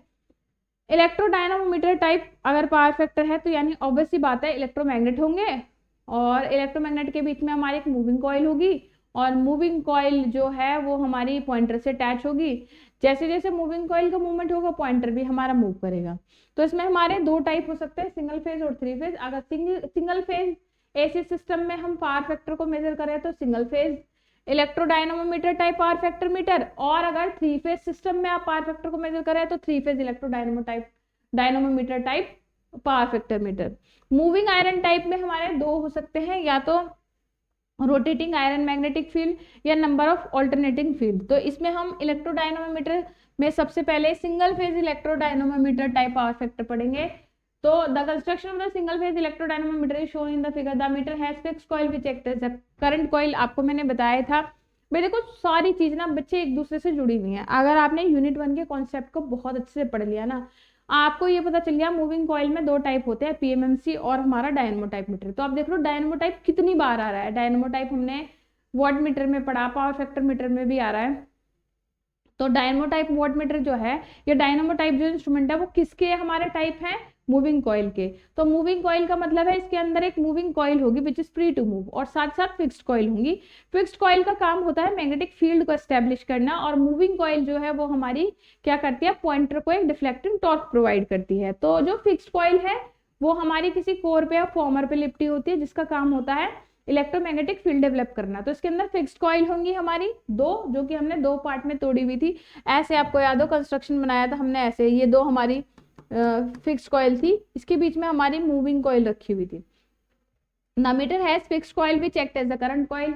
इसका काम क्या होता है? ये करंट कॉइल की तरह काम करती है, क्योंकि इस सर्किट में फ्लो होने वाली करंट के प्रोपोर्शनल करंट ड्रॉ करती है। और दूसरी जो हमारी मूविंग कॉइल है, मूविंग कॉइल लोड के पैरेलल में लगी हुई है। This coil is split into two parts. इस कॉइल को हमने दो पार्ट में तोड़ा हुआ होता है, ये दिखा रखा है। And the coil, the magnetic field of the coil is directly proportional to the current flow through the coil. यानी जितनी ज्यादा करंट होगी उतना ज्यादा स्ट्रॉन्ग मैग्नेटिक फील्ड डेवलप होगा। अगर करंट की वैल्यू कम होगी तो कम स्ट्रॉन्ग मैग्नेटिक फील्ड हमारा डेवलप होगा। The meter has two identical pressure coil A and B. अब इसमें नॉर्मली हम देखते हैं, जो हमने डायनमो टाइप वॉट मीटर देखा, डायनमो टाइप वॉट मीटर में हमारी ये फिक्स्ड कॉइल थी जिनको हम करंट कॉइल भी कहते हैं, और एक हमारी मूविंग कॉइल थी जिसको हम प्रेशर कॉइल कहते हैं। बट जब पावर फैक्टर मीटर की बात आएगी तो पावर फैक्टर मीटर में जो हमारी दूसरी कॉइल है प्रेशर कॉइल, वो भी दो होती हैं। देखो प्रेशर कॉइल कितनी है? ए एंड बी दो, और एक इसमें क्या थी? एक हमारी करंट कॉइल थी, और ये हमारी टू पार्ट्स में थी। Fixed coil act as current coil. एक करंट कॉइल थी जिसको हम फिक्स्ड कॉइल भी कहते हैं, उसके दो पार्ट होते हैं। जबकि जो हमारी प्रेशर कॉइल है वो भी यहाँ दो हैं, ए और B. Both the coils are pivoted on the spindle. दोनों कॉइल को हमने एक ही स्पिंडल पे पिवट किया है, जोड़ा है। The pressure coil A has no inductive resistance. यानी पहली जो हमारी कॉइल है ये हमारी, इसमें कोई भी इंडक्टिव इसका इफेक्ट नहीं होता, and it is connected in series with the circuit. The coil B has highly inductive. जबकि जो कॉइल बी है वो हमारी हाईली इंडक्टिव होती है, और इसको हम सर्किट के किस में जोड़ते हैं? सीरीज में इसको भी जोड़ते हैं। The current in the coil is in the phase with the circuit. जब हमारी कॉइल ए है उसमें करंट क्या होगी? वो सेम फेज में होगी। And the current in the coil B lag by the voltage nearly equal to 90 degree. ऐसा क्यों है? क्योंकि कॉइल ए हमारी प्योर रेजिस्टिव है, और प्योर रेजिस्टिव मैंने बताया वोल्टेज और करंट सेम फेज में होंगे। लेकिन कॉइल बी आपकी इंडक्टिव है, प्योरली इंडक्टिव, जिसकी वजह से कॉइल बी में जो करंट होगी वो वोल्टेज से 90 डिग्री लैगिंग होगी। ठीक है। The connection of the moving coil is made through silver और gold ligament with minimize the controlling torque of the moving system. तो इस तरीके से इसका अरेंजमेंट देख लेते हैं। देखो ये हमारी फिक्स्ड कॉइल है जो कि दो पार्ट में टूटी हुई है, ये रही फिक्स्ड कॉइल। इसके बीच में दो प्रेशर कॉइल है, pressure coil A, pressure coil B. Pressure coil A जो है वो हमारी प्योरली रेजिस्टिव है, प्रेशर कॉइल बी जो है वो हमारी प्योरली इंडक्टिव है। तो प्रेशर कॉइल ए में जो करंट होगी वो वोल्टेज के सेम फेज में होगी, लेकिन प्रेशर कॉइल बी में जो करंट होगी वो वोल्टेज से 90 डिग्री लैग करेगी। क्यों? इंडक्टिव इफेक्ट के कारण। तो इस तरीके से ये the meter has two deflecting torque, दो डिफ्लेक्टिंग टॉर्क प्रोड्यूस होंगे, कॉइल ए में, कॉइल बी में। The winding are so arranged that they are opposite in direction, the point is in equilibrium when the torques are equal. तो इस तरीके से दोनों में टॉर्क ऐसे डेवलप होगा जो दोनों एक दूसरे के अपोजिट होंगे, और इस तरीके से ये जो मीटर है ये हमारा मेजर करेगा दो पावर को, एक ट्रू पावर को और एक एपेरेंट पावर को। यानी कि मैंने बताया था cos फाई जो होता है ट्रू पावर और अपेरेंट पावर का रेशियो होता है। तो इस तरीके से हम cos फाई की वैल्यू को ये सीधे सीधे इंडिकेट करेगा। अब जिस तरीके से हमने सिंगल फेज सिस्टम में पढ़ा, ठीक वैसे ही थ्री फेज सिस्टम में भी हम पावर फैक्टर को मेजर करने के लिए three phase electrodynamometer power factor meter का यूज करते हैं। The construction of the three phase meter is shown. The electrodynamometer is only use for the balance load, केवल जब होगा जब हमारा लोड बैलेंस कंडीशन में हो। The moving coil is placed at the angle of 120 degree and they are connected at the different phase. अलग अलग हमारी कॉइल्स होंगी जिनको हम अलग अलग फेज से कनेक्ट करेंगे और इस तरीके से तीनों फेज का मेजरमेंट हम कर लेंगे। अब अनदर टाइप ऑफ जो पावर फैक्टर मीटर है, ऑल्दो यहाँ पर जो मैंने बताया डायनमो टाइप वाट मीटर ही, dynamo type power factor meter ही ज्यादा इंपॉर्टेंट है। अदर टाइप जो हमारे पावर फैक्टर मीटर के होंगे वो भी आपको यहाँ पर मैंने बता दिए। Moving iron power factor metre क्या होता है? मूविंग आयरन पावर फैक्टर जो हमारा, इसको हम दो कैटेगरी में डिवाइड करते हैं। पहला हमारा rotating field power factor meter. The following are the essential feature of the rotating magnetic field. The power factor meter has 3 fixed coil and at their axis are 120 degree displaced from each other. Their axis intersect each other. The coils are connected to the 3-phase supply with the help of current transformer. तो एक सीटी की help से हम 3 coil लेते हैं और तीनों कॉइल एक दूसरे से 120 डिग्री के फेज डिफरेंस पे, और इन तीनों 120 डिग्री अपार्ट कॉइल्स को हम 3 फेज की सप्लाई से जोड़ते हैं। The P is the fixed coil connected in series with the high resistance circuit. The phase 2 across the phase 2 and 3 there is an iron cylindrical across coil P. The 2 iron vanes are fixed to the cylinder. The spindles also carry damping vanes and pointer. तो आप देख रहे हैं यहाँ पर हमारा arrangement है। ये हमारी एक वेन ये रही, एक वेन ये रही, तीन हमारी कॉइल A1 A2 A3 जो है, इन तीनों कॉइल को हमने 3 फेज सिस्टम से सीटी की हेल्प से जोड़ा हुआ है। तो बेसिकली क्या होगा, जब हमारा एक 3 फेज सप्लाई से हम इसको जोड़ेंगे तो 3 फेज फील्ड हमारा डेवलप होगा, और ये 3 फेज फील्ड डेवलपमेंट होने की वजह से जो हमारी वेन हमने लगाई है इनमें वेन में मूवमेंट होगा। इस तरीके से रीडिंग को ये हमारी शो करेगा। तो इसके एडवांटेज डिसएडवांटेज भी आप देख लीजिए। इसको हम लार्ज वर्किंग फोर्स की जरूरत होती है जिसकी वजह से इसका यूज बहुत ज़्यादा हमारा नहीं होता है, लॉस बहुत ज़्यादा होते हैं इसमें, एक्यूरेसी उतनी अच्छी नहीं होती, जैसे कि मैंने बताया कैलिब्रेशन बहुत डिफिकल्ट होता है। तो electrodynamo type power factor meter का यूज ज़्यादा होता है as compare to these metres.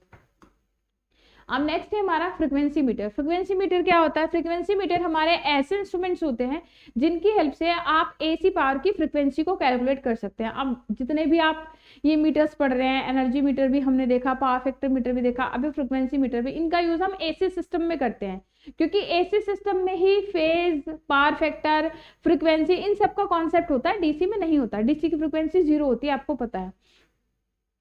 तो फ्रीक्वेंसी मीटर एक ऐसा इंस्ट्रूमेंट है, एक ऐसा इक्विपमेंट है जिसकी हेल्प से आप एसी पावर की फ्रीक्वेंसी को कैलकुलेट कर सकते हैं। There are the following instrument of the determining the frequency. पहला हमारा मैकेनिकल रेजोनेंस टाइप और दूसरा है इलेक्ट्रिकल रेजोनेंस टाइप। तो इसमें वाइब्रेटिंग रीड टाइप इंस्ट्रूमेंट का बहुत यूज होता है। Vibrating reed frequency meter is measuring instrument which is used to measure the frequency of various electric circuit. It consist of 7 vibrating reed. इसमें 7 vibrating read लगी होती है जिन पर फ्रीक्वेंसी की वैल्यू ऊपर मार्क रहती है। And each vibrating reed has a specific value. हर एक रीड होगी जो मतलब एक पतली आप कह लो स्ट्रिप टाइप होती है, मेटेलिक स्ट्रिप होती है, इसकी अपनी स्पेसिफिक वैल्यू होती है। These reeds vibrate when this frequency meter is connected to supply for measurement of frequency. अब हम जानते हैं एक स्पेसिफिक फ्रीक्वेंसी पर क्या होता है, हमारा रेजोनेंस क्रिएट होता है, मैकेनिकल वाइब्रेशन प्रोड्यूस होने लगते हैं इन रीड्स में। हर एक रीड में फ्रीक्वेंसी वैल्यू के अकॉर्डिंग क्या होगा, वाइब्रेशन प्रोड्यूस होगा। लेकिन जो सबसे ज्यादा वाइब्रेशन प्रोड्यूस करने वाली रीड होगी वही हमारी फ्रीक्वेंसी की रीडिंग होगी। A reed which vibrates more as compare to the other reeds. एक ऐसी पत्ती या ऐसी कह लीजिए रीड जो कि बाकी सारी रीड के कंपैरिजन में ज्यादा वाइब्रेट करेगी, वही हमारी रीडिंग को इंडिकेट करेगी, यानी हमारे उस सर्किट में क्या करेगी, फ्रीक्वेंसी की वैल्यू को रिप्रेजेंट करेगी। तो इस तरीके का अरेंजमेंट होता है हमारा। ये रीड्स होती हैं, रीड्स का एक एंड तो हमारा फिक्स होता है लेकिन इनके बाकी जो एंड होते हैं वो हमारे खुले हुए होते हैं, जिसकी वजह से रीड्स जो है ना फ्रीक्वेंसी मिलने पर तेजी से हमारी वाइब्रेट करने लगती हैं। This frequency meter consists of thin flat steel reeds which are arranged alongside and these reeds are near to the electromagnet. Electromagnet के पास लगी होती है, मेटेलिक बनी होती है, यानी आयरन की या किसी और मेटेलिक मटेरियल की बनी होती है। Laminated armature and a winding connected with resistance in series on it. इन सभी के साथ हम लैमिनेटेड आर्मेचर और वाइंडिंग को कनेक्ट करते हैं। This winding connected to the AC supply whose frequencies to be measured. अब जो हमारी वाइंडिंग है इनको हम एसी सप्लाई से कनेक्ट होती हैं। जैसे हम इन वाइंडिंग को एसी सप्लाई मिलने लगती है तो क्या होती है, मेटेलिक स्ट्रिप जो हमारी मूव करने लगती है। The metallic reeds are 4 mm wide, 4 mm चौड़ी होती है और 0.5 mm थिक होती है, यानी आप समझ सकते हैं बहुत ही पतली होती है। These metallic reeds are arrange in a row, एक लाइन में लगी होती हैं, and consist of flexible base and these basis carries armature of the electromagnet. तो जो इनका फिक्स्ड एंड है रीड्स का, वो किससे जुड़ा होता है? इलेक्ट्रोमैग्नेट यानी आर्मेचर से जुड़ा होता है। These reeds are coloured with white colour, इन पे व्हाइट कलर करा होता है। These reeds are arranged in the order of frequency, यानी इन पर फ्रीक्वेंसी की वैल्यू मार्क होती है कुछ इस तरीके से। देखो यहाँ पर वैल्यू लिखी होगी 49, 48.5, 49, 49.5, 50, 50.5, 51.5, 51, 51.5, इस तरीके से इन रीड्स पर वैल्यू लिखी होती है फ्रीक्वेंसी की, जिसकी हेल्प से हम क्या कर सकते हैं? इसको रीड कर सकते हैं। इनकी जो रेंज होती है 47 हर्ट्ज से 53 हर्ट्ज, क्योंकि आपको पता है आमतौर पे जो हमारी स्टैंडर्ड वैल्यू फ्रीक्वेंसी हम सप्लाई की यूज करते हैं वो 50 हर्ट्ज होती है। तो एक मिनिमम वैल्यू जो है 47 हर्ट्ज टू 53 हर्ट्ज एंड 57 से 63 हर्ट्ज तक ये हमारी होती है। तो ये फ्रीक्वेंसी मीटर है जिनकी हेल्प से हम क्या करते हैं? अपनी फ्रीक्वेंसी का मेजर कर सकते हैं। ये इनका जो इंडिकेशन है इंडिपेंडेंट होता है, रिलायबल है, चीप है, बहुत कंस्ट्रक्शन बहुत इजी है, बहुत ज़्यादा इसमें पार्ट्स नहीं होते, जिसकी वजह से बहुत चीप इन कॉस्ट होता है। Reed is not to be observe properly if the frequency difference is half cycle between the adjacent reed. कई बार जो फ्रीक्वेंसी में डिफरेंस बहुत ज़्यादा नहीं होता तो रीडिंग को एग्जैक्टली पता लगा पाना बहुत मुश्किल हो जाता है। This instruments are not accurate provide the exact reading. आप इनसे एग्जैक्ट रीडिंग का पता लगाना भी उतना ज्यादा आसान नहीं होता। Another type of frequency meter is western frequency meter. The western frequency meter is moving iron instrument. बहुत इंपॉर्टेंट है, इस बात को ध्यान रखेंगे। जो हमारा वेस्टर्न टाइप फ्रीक्वेंसी मीटर है ये एक तरह का मूविंग आयरन इंस्ट्रूमेंट है and used for measuring the unknown frequency of signal. The frequency meter consists of an inductive and one resistive coil. एक इंडक्टिव कॉइल होगी जो प्योर इंडक्टिव, और एक रेजिस्टिव कॉइल होगी। When the frequency of the signal varies from standard frequency the current distribution across the coil become changes. जैसे ही frequency का value change होगा, कम या ज्यादा होगा, तो हमारी ये जो कॉइल है रेजिस्टिव कॉइल और इंडक्टिव कॉइल, इनमें करंट डिस्ट्रीब्यूशन चेंज हो जाता है। The Western frequency meter works on the principle that whenever the frequency of the measured signal varies, जब हमारी सिग्नल की फ्रीक्वेंसी वेरी करेगी, बदलेगी, the distribution of current between the inductive and resistive circuit of the meter changes. जैसे ही supply की frequency में change होगा तो हमारी जो रेजिस्टिव और इंडक्टिव कॉइल हमने इसमें लगाई है उसमें करंट का डिस्ट्रीब्यूशन चेंज हो जाएगा। In other words, the change in frequency causes the change in the inductive impedance of the circuit, because of which the variation occur in the distribution of current between the parallel path. अब जब frequency change होगी, क्योंकि आपको पता है जो हमारी inductive impedance होती है एक्सएल, वो किस पर डिपेंड करती है? एफ की वैल्यू पर डिपेंड करती है, क्योंकि आपको पता है एक्सएल इज इक्वल टू होता है 2πfl। यानी किसी भी इंडक्टिव एलिमेंट का जो इंडक्टिव इम्पिडेंस है एक्सएल, वो डिपेंड करता है फ्रीक्वेंसी की वैल्यू पर। अगर फ्रीक्वेंसी ज्यादा होगी तो एक्सएल का वैल्यू भी ज्यादा होगा, अगर फ्रीक्वेंसी कम होगी तो इंडक्टिव इम्पिडेंस एक्सएल का वैल्यू भी कम हो जाएगा। यानी कि फ्रीक्वेंसी के चेंज होने पर एक्सएल का वैल्यू कम ज्यादा होगा, और जब एक्सएल का वैल्यू कम ज्यादा होगा भाई, टोटल इंपिडेंस यहाँ पर किस पे डिपेंड करेगी? टोटल इंपिडेंस जो है हमारी R square plus XL square के होगी ना, क्योंकि हम इसमें दो कॉइल यूज कर रहे हैं, एक प्योरली रेजिस्टिव जिसका रेजिस्टेंस आर है और दूसरी प्योरली इंडक्टिव जिसका रिएक्टेंस जो है वो क्या है? एक्सएल। अब अगर फ्रीक्वेंसी कम ज्यादा होगी, फ्रीक्वेंसी के कम ज्यादा होने से एक्सएल का वैल्यू कम ज्यादा होगा, एक्सएल का वैल्यू कम ज्यादा होगा। अगर एक्सएल का वैल्यू कम होगा तो ज्यादा करंट इसमें जाएगी, एक्सएल का वैल्यू ज्यादा होगा तो इसमें से करंट पास क्या होगी? कम। और टोटल करंट इन दोनों में डिवाइड हो रही है, टोटल करंट आई जो है वो दोनों में डिवाइड हो रही है। अब अगर हम क्या करेंगे, किसी एक की वैल्यू को बढ़ाएंगे, यानी एक्सएल का वैल्यू अगर बढ़ता है तो इसमें जो करंट है वो क्या होगी? कम। और ऑन दी अदर एंड अगर एक्सएल का वैल्यू कम होता है तो इसमें फ्लो होने वाली करंट क्या होगी? ज्यादा। इस तरीके से फ्रीक्वेंसी की वैल्यू चेंज होने पर इंडक्टिव रिएक्टेंस चेंज होगी, और इंडक्टिव रिएक्टेंस चेंज होने से दोनों में जो करंट डिस्ट्रीब्यूशन था वो चेंज हो जाएगा। मान लो पहले 10 एम्पियर थी, इसमें 7 जा रही थी और इसमें 3 एम्पियर जा रही थी, अब चेंज हो जाएगा, इसमें 8 जाएगी, इसमें 2 जाएगी, तो करंट डिस्ट्रीब्यूशन क्या हो रहा है? चेंज हो रहा है। तो इस प्रिंसिपल पे काम करती है। वेस्टर्न फ्रीक्वेंसी मीटर का जो सर्किट डायग्राम है वो कुछ इस तरीके का है। When the supply is given to the western frequency meter, the current starts flowing from coil A and B and the perpendicular magnet field set up in the coil because of the current. The magnitude of the field depends on the current process through the coil. अब यहाँ पर हम देखेंगे हमारी दो coil इसमें लगी हुई है, कॉइल A कॉइल B। आप देख रहे हैं ये हमारी कॉइल A, ये हमारी कॉइल B है। कॉइल ए कॉइल बी हमारी रेजिस्टिव और इंडक्टिव कॉइल है, इनके अंदर जो रिजल्टेंट करंट है उसकी वजह से मैग्नेटिक फील्ड डेवलप होगा। तो इस तरीके से दोनों में जो फ्लो होने वाली करंट है, करंट डिस्ट्रीब्यूशन चेंज होने से मैग्नेटिक फील्ड चेंज होगा। The magnetic field of both the coil A and coil B act on the soft iron and the magnetic needle. अब इन दोनों के बीच में हमारा एक सॉफ्ट आयरन पीस रखा हुआ है बीच में, जिसके साथ हमने अपनी इंस्ट्रूमेंट के निडल को या कह लीजिए पॉइंटर को कनेक्ट किया है। अब जब इनके बीच में जो मैग्नेटिक फील्ड चेंज होगा तो हमारी जो आयरन पीस है उसका मूवमेंट भी चेंज होगा, और उसके मूवमेंट चेंज होने से जो हमारा पॉइंटर अटैच्ड है उसका मूवमेंट भी चेंज होगा। The position of the needle depends on the relative magnitude of the magnetic field act on it. यानी हमारी जो निडल है या जो पॉइंटर है उसका मूवमेंट किस बात पर डिपेंड कर रहा है, उसका मूवमेंट डिपेंड कर रहा है उसके ऊपर जो मैग्नेटिक फील्ड लगा हुआ है। When the supply of normal frequency applies across the meter, the voltage drop of the same magnitude across the reactance L and resistance B has equal current passes through the coil A and B। जब हमारी normal condition होती है तो दोनों coil में current का distribution बराबर होता है, इक्वल होता है। The meter designed such a way that when the normal frequency passes through the coil, the voltage drop across the LA, LB, RB and RB remains same. Thus, same magnitude current passes through the coil. In this situation, the magnetic needle makes an angle of 45 degree concerning the coils and the soft iron needle places at the center of the scale।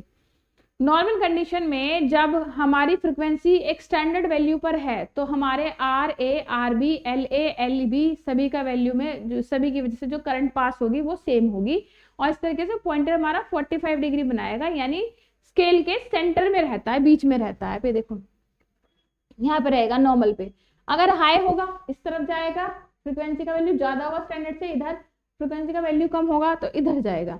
अब हम क्या करेंगे, when the high frequency passes through the meter the reactance L A and L B of the coil increase. अब अगर frequency का value ज्यादा हो जाता है, अब मैंने आपको बताया था अगर फ्रीक्वेंसी का वैल्यू ज्यादा होगा, मैंने बताया था एक्सएल जो है बेटा, एक्सएल वो होता है 2 पाई एफ एल, यानी कि आपको पता चल रहा है अगर फ्रीक्वेंसी ज्यादा होगी तो एक्सएल का वैल्यू भी क्या होगा, ज्यादा।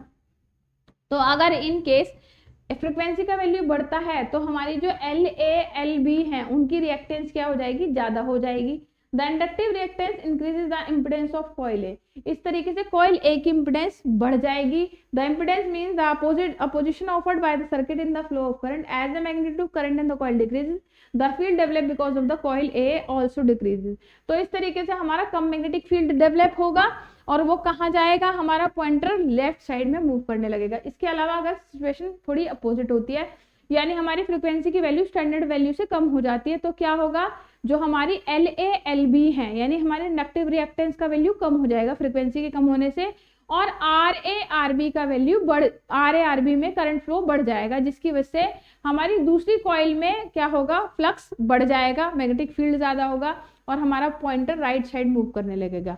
तो इस तरीके से ये जो हमारा इंस्ट्रूमेंट है ये हमारी फ्रीक्वेंसी की वैल्यू को रिप्रेजेंट करेगा। साथ साथ अगर नॉर्मल कंडीशन में है तो इंस्ट्रूमेंट का जो पॉइंटर है वो स्केल के सेंटर में रहेगा, अदरवाइज लेफ्ट या राइट में मूव करता है। तो ये हमारे इंपॉर्टेंट जो इंस्ट्रूमेंट्स थे वो मैंने बताया कि हमारे ऑल द फ्रीक्वेंसी मीटर बहुत सारे टाइप के हो सकते हैं, जैसे कि मैंने बताया सैचुरेशन टाइप भी हो सकते हैं, रेशियो टाइप भी हो सकते हैं, लेकिन जो इम्पॉर्टेंट आपका एक मीटर है frequency meter, western type frequency meters में बहुत इंपॉर्टेंट है, प्रैक्टिकली इसका यूज भी बहुत ज़्यादा किया जाता है। तो आई होप आप सभी स्टूडेंट्स को सारे टॉपिक बहुत अच्छे समझ में आ गए होंगे। इसी के साथ आपकी यूनिट 2 यहीं पर फिनिश हुई। तो आज के इस लेक्चर में यूनिट 2 के सारे टॉपिक आई होप आपको अच्छे से बढ़िया से क्लियर हो गए होंगे। इस क्लास को देखने के बाद आप सभी स्टूडेंट जितने भी टॉपिक उनका रिवीजन बहुत अच्छे से करें, और जो जो इंपॉर्टेंट चीजें मैंने बताई हैं उनके सर्किट डायग्राम की प्रैक्टिस भी आपको जरूर करनी है। तो मिलते हैं नेक्स्ट लेक्चर में नई यूनिट के 1 शॉट के साथ। Thank you so much. जय हिंद, जय भारत।